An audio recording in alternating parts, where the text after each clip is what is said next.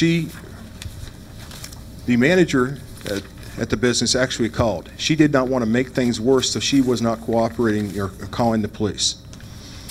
I spoke to the manager. I agreed to speak to Amy. Told Amy what we needed to do is contact him, make sure that he doesn't call or come by.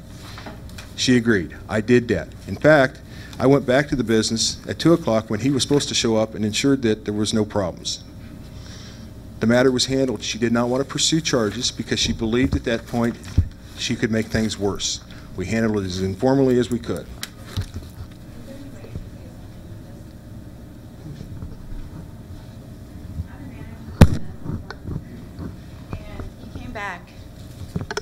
I'm the manager that made the report.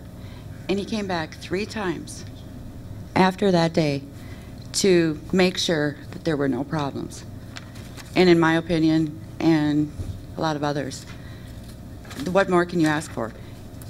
The situation was very difficult to deal with, and he handled it completely the way the victim wanted it handled, and then followed up repeatedly. And I just want everybody to know that he does follow up on these things. Thanks.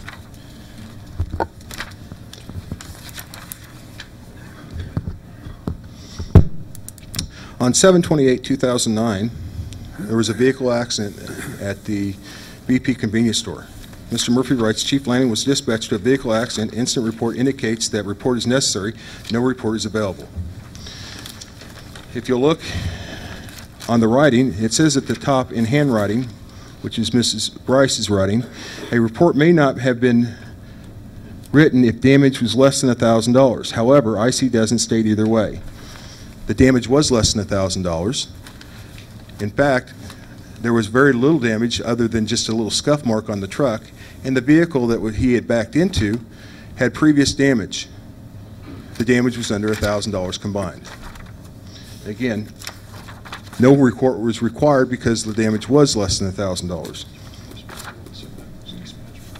It was dispatched, I became aware of this call from the police department. It wasn't dispatched through Scott County.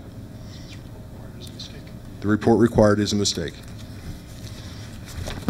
And by mistake, we mean that it should not have been entered as a report required, yes, even as the administrative assistant notes that a report may not have been required. So although the ICR document reads report required, yes, that's not accurate. And it was not entered by Chief Lanning. Again, this was entered as it was dispatched to the city.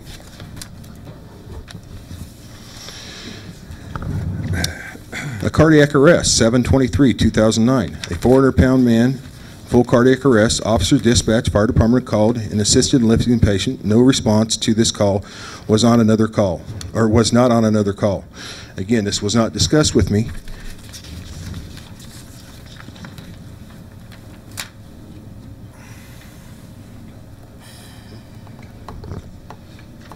What's important to note is that the responding officer, Officer Steer, never requested the chief's response. So when it reads there's no response to this call, he didn't respond. And there is a question that, where was the chief? Well, it appears that the chief was at a chief's meeting, a chiefs of police meeting for Scott County at 9 in the morning. Now, the chief unfortunately doesn't have access to his calendar because, again, by being placed on administrative leave, he's been locked out. But it is his understanding that he was on some type of administrative task unavailable. Had he been available, either he would have responded, or, more importantly, if the officer would have requested the response, he would have responded. It's a critical piece because, again, one of the allegations is that the chief is not backing up his officers. To use this event to support that, it doesn't support it whatsoever. There's absolutely nothing there. On 6/30/2009, schizophrenic male. Mr. Murphy writes, Officer radio dispatched advised he was making contact with a 20-year-old schizophrenic male with an outstanding arrest warrant. Suspect's mother came out, became aggressive towards officer. Lanning was available but did not respond. Did the officer request my assistance? Officer Visettle took the call. He initiated it. There's nothing that requests from him. Had he requested me, I would have been there. It's important to tell what the case really was. All this was a individual outside his house that Officer Weissettle saw who had a warrant.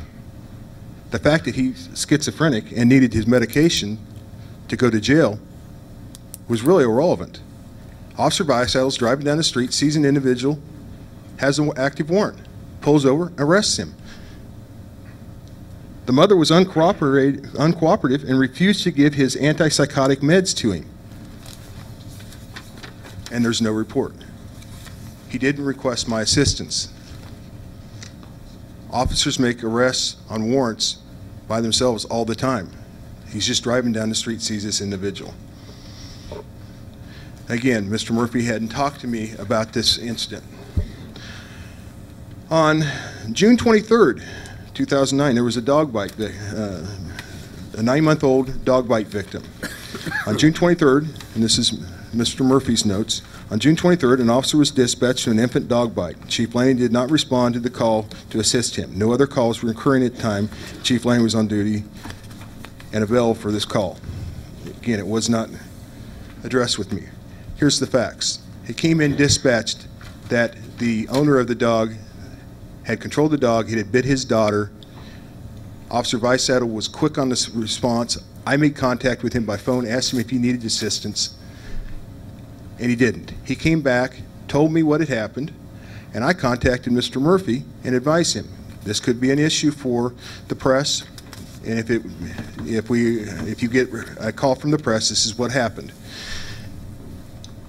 No one talked to Officer Weissettle and said, did you need assistance? There's no documentation that he called for assistance. I was in contact with him.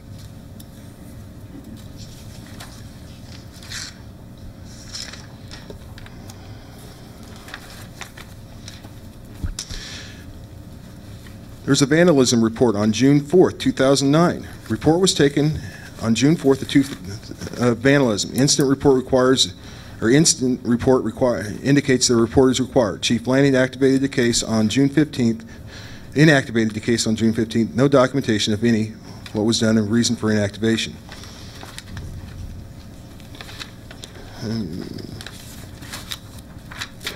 This is a case at the skate park where an individual, unknown time, unknown when it took place, the officer responds, there's black spray paint on blacktop, squiggly lines. There's no suspect information. He talked to a couple kids in the neighborhood, and no one knew anything about it.